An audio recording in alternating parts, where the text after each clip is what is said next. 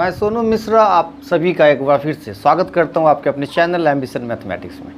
तो बात करेंगे ज्योमेट्री की। ज्योमेट्री में ट्रायंगल चैप्टर। तो इससे पहले ढेर सारी बातें हो चुकी है और आज फिर से नई बातें करेंगे। ठीक है, तो चलिए तैयार हो जाइए।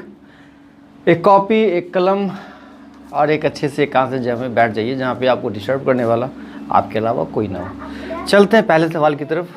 तो सबसे पहला सवाल आपका है, तो पहला सवाल आपका कुछ इस प्रकार है, गौर फरमाइएगा। कहता है त्रिभुज ABC कोण C बराबर 90 डिग्री तथा AC बराबर 5 सेंटीमीटर वाला एक समद्विबाहु त्रिभुज है, तो AB की लंबाई क्या होगी। बहुत ही सिंपल सा सवाल है। कहता है कि एक त्रिभुज है ABC जिसका कोण C जो है वो 90 डिग्री है। एक ट्रायंगल बनाते हैं जिसमें ये C जो है ना वो कितना डिग्री का है, 90 डिग्री का है। बाकी बात ये कहता है AC बराबर 5 सेंटीमीटर, मतलब ये AC बराबर जो है वो 5 सेंटीमीटर है और ये समद्विबाहु त्रिभुज है। ये बहुत बड़ी बात है। समद्विबाहु त्रिभुज मतलब ये हो गया कि कोई भी दो भुजाएं आपस में बराबर होगी। अब समद्विबाहु त्रिभुज भी है और एक कोण 90 डिग्री भी है, मतलब साफ है कि ये समद्विबाहु समकोण त्रिभुज है। तो समद्विबाहु समकोण त्रिभुज ऐसा होता है कि इसकी दो भुजाएं दो कोण जो होता है वो 45-45 होता है और दो भुजाएं आपस में बराबर होती है। और खास कर ये भुजा और ये भुजा, यही दोनों भुजा आपस में बराबर होती है। तो अगर ये भुजा 5 है तो निश्चित रूप से ये कितना हो जाएगा, 5 हो जाएगा। अगर आपसे BC का मान पूछता तो ये कितना हो जाता, 5 हो जाता। लेकिन आपसे पूछ क्या रहा है, AB का मान कितना होगा, AB। तो मैंने इससे पहले कई बार एक कॉन्सेप्ट बताया है जिसमें मैंने आपको बताया है कि 45-45-90 थ्योरम में 45-45-90 थ्योरम में ये भुजा जो होता है वो 1:2 के रेशियो में होता है। ये होता है 1:1, तो ये √2। सिंपल सी बात है, अगर ये 5 ये भी 5 तो ये कितना हो जाएगा, 5√2। ठीक है, ये आपका आंसर हो गया। AB का मान कितना हो गया, 5√2। बहुत कम समय में मैंने ये सवाल आपको सॉल्व करना बता दिया, क्योंकि इससे पहले मैंने कई बार कॉन्सेप्ट बताया है 45-45-90। अभी बताया है 45-45-90 थ्योरम में ये 1:1 और √2 के रेशियो में होता है। तो ये अगर 5 है, ये भी 5 है, तो कितना हो जाएगा, 5√2 हो जाएगा। अगर आप ये कॉन्सेप्ट अप्लाई नहीं करना चाहते हो, आपको याद नहीं रहता है, तो आप ये फार्मूला भी इस्तेमाल कर सकते हो भाई। ये 5 और ये 90 डिग्री, तो ये साइड निकालना है। तो ये 5 का स्क्वायर प्लस 5 का स्क्वायर, ठीक है, कितना हो जाएगा, 25 प्लस 25 कितना, 50। 50 को सॉल्व करने के बाद कितना आ जाएगा, 5√2। यही हो गया आपका आंसर।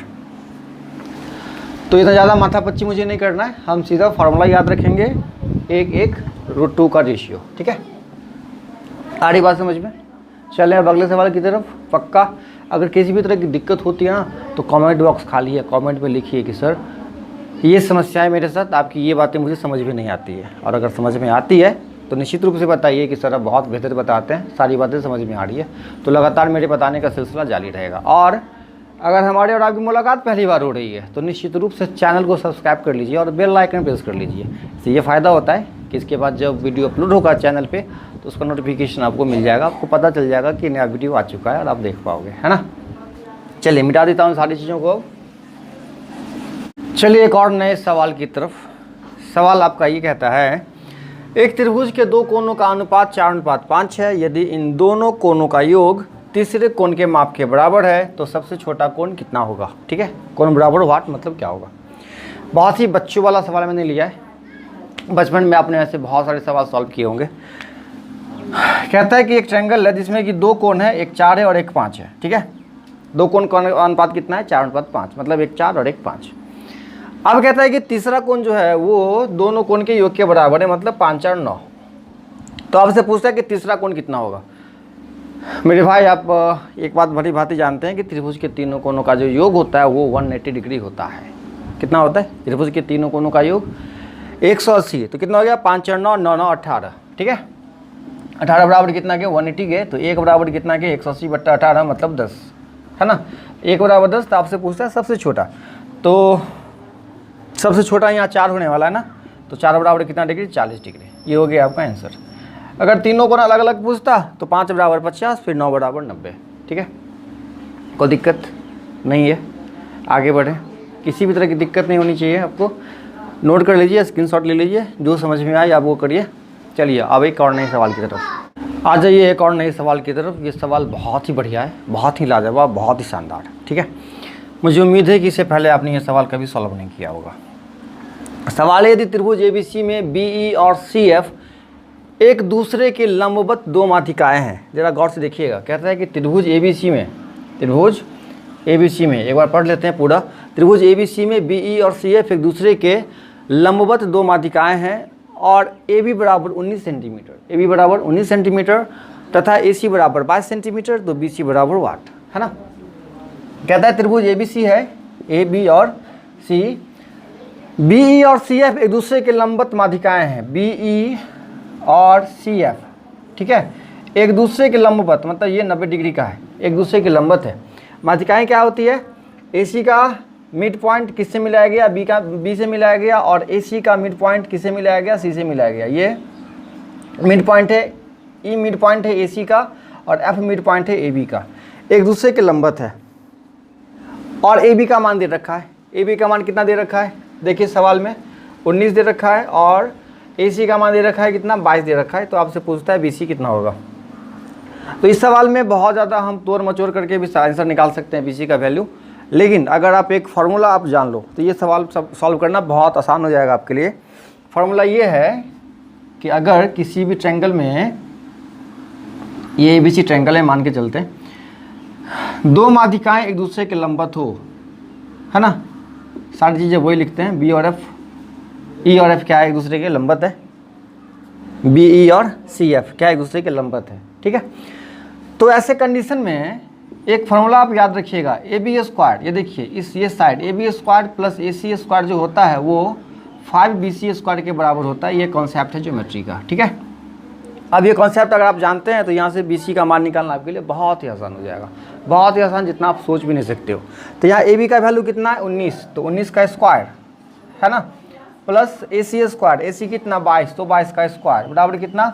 5BC square. तो यहाँ से अगर हम सॉल्व करते हैं तो 19 का स्क्वायर 361, और 22 का स्क्वायर होता है 484, बराबर कितने के? 5BC स्क्वायर के, ठीक है। तो अब यहाँ से सॉल्व करते हैं, 361 और 484 जोड़ लीजिए, कितना हो? डायरेक्ट 5 8 6 14 का 4 हासिल 1 4 3 7 और 1 8, 885 बराबर कितने के? 5BC स्क्वायर के, है ना।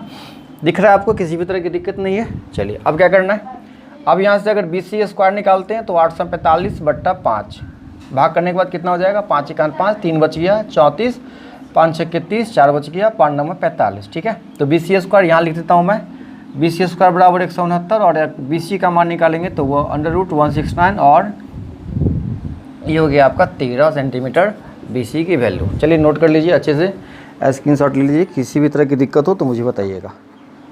चलिए एक और नया सवाल, बहुत ही आसान, इससे पहले भी चर्चा हो चुकी इस सवाल पे, फिर भी मैंने सोचा कि एक बार फिर से बता देता हूँ आपको। कहता है समबाहु त्रिभुज जिसकी प्रत्येक भुजा 100 सेंटीमीटर है, इसके अंतर्वृत्त की त्रिज्या क्या होगी? सवाल में दे रखा है एक समबाहु त्रिभुज है जिसकी प्रत्येक भुजा 6 सेंटीमीटर है, और आपसे ये पूछ रहा है अंतर्वृत्त की त्रिज्या, मतलब उस वृत्त की त्रिज्या जिससे हम त्रिभुज के अंदर खींचते हैं, ठीक है। तो अंतर्वृत्त की त्रिज्या के लिए मैंने फार्मूला आपको बता रखा था, भुजा बट्टा 2√3। समबाहु त्रिभुज में अगर आपको अंतर्वृत्त की त्रिज्या निकालनी हो तो आप भुजा बट्टा 2√3 का फार्मूला इस्तेमाल करें। तो भुजा कितना है? 6/2√3, कितना हो गया? 2 3 6, 3/√3। आप इसको ऐसे भी सॉल्व कर सकते हैं, कैसे? √3 से ऊपर नीचे गुना करें, √3/√3, √3 और 3 से 3 कैंसिल, बच गया कितना? √3। यही हो गया आपका आंसर, ठीक है। और भी आपके पास तरीके होंगे, मुझे पता है। चलिए फिलहाल इतना रहने देते हैं इस वीडियो में, अगले वीडियो में फिर मुलाकात होती है। तब तक के लिए bye bye, tata, see you, और अपना ध्यान रखें, ख्याल रखें, खुश रहें, सुरक्षित रहें, बाय बाय।